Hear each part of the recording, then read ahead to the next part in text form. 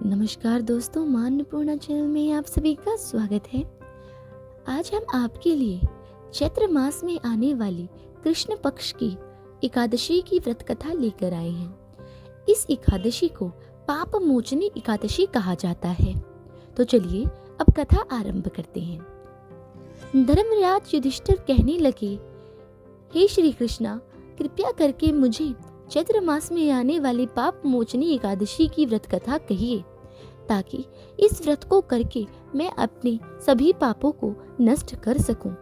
तो श्री कृष्ण भगवान कहने लगे, एक बार की बात है, कुबेर महाराज के पास एक बड़ा ही सुंदर चैत्र रस नाम का उपवन था। उस उपवन में मेधावी ऋषि नामक एक मुनि तपस्या कर रहे थे। वे शिवजी की इतने घोर तपस्या में लगे हुए थे कि सभी देवता उनसे भयभीत हो गए।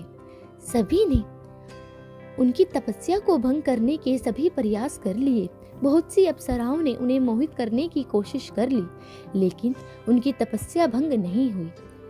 ये सब होने के बाद मंजू उषा नाम की एक अप्सरा ने सोची कि मैं मेधावी ऋषि की तपस्या को भंग करूंगी।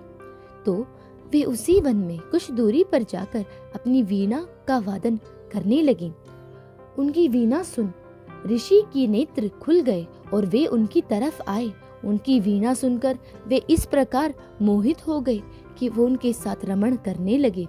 ऐसे करते करते काफी समय बीत गया। एक दिन मंजू उषा कहने लगी, हे ऋषिवर, अब मुझे जाने की आज्ञा दीजिए। मुझे यहाँ पर बहुत दिन हो गए हैं, अब मुझे देवलोक जाना चाहिए। तो ऋषि कहने लगे, हे देवी, बस कल संध्या तक रुक जाओ। उषा सुनकर बोली, हे ऋषिवर, कृपया करके एक बार विचार करिए कि मैं कब से आपके साथ यहीं पर हूँ। अब आप एक संध्या रुकने के लिए मुझे मत कहिए। मैंने बहुत सी संध्या आपके साथ व्यतीत करी है। अप्सरा की बात सुनकर ऋषि सोच में पड़ गए और सोचने पर उन्हें ज्ञात हुआ कि अप्सरा के साथ ऐसे ही रमण करते करते उन्हें 57 वर्ष बीत चुके हैं।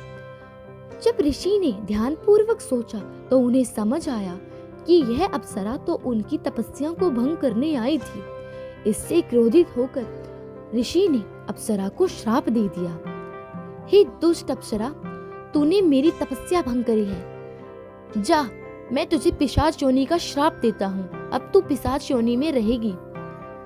ये सब सुनकर वह अप्सरा ऋषि के सामने हाथ जोड़ लेती है और कहती है, हे ऋषिवर, मैंने आपके साथ इतने वर्ष व्यतीत करे हैं, कृपया करके मुझे क्षमा कर दें।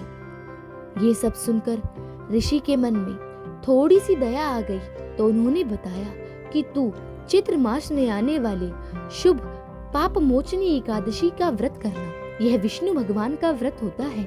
इससे से तेरे सारे पाप नष्ट हो जाएंगे और तुझे स्वर्ग की प्राप्ति होगी। ये सब सुनकर वह वहां से चले जाते हैं। वे अपने पिता के पास जाते हैं, जिनका नाम था च्यवन मुनि। वे च्यवन मुनि के पास जाकर कहते हैं, पिताजी, मुझसे बहुत बड़ी भूल हो गई। मैंने एक अप्सरा को श्राप दे दिया। तो च्यवन मुनि कहने लगे, तो अब बताओ मैं तुम्हारे लिए क्या कर सकता हूँ। तो वह कहने लगते हैं, कृपया करके मुझे कोई साधन बताइए जिससे मैं अपने पापों का प्रायश्चित कर सकूं।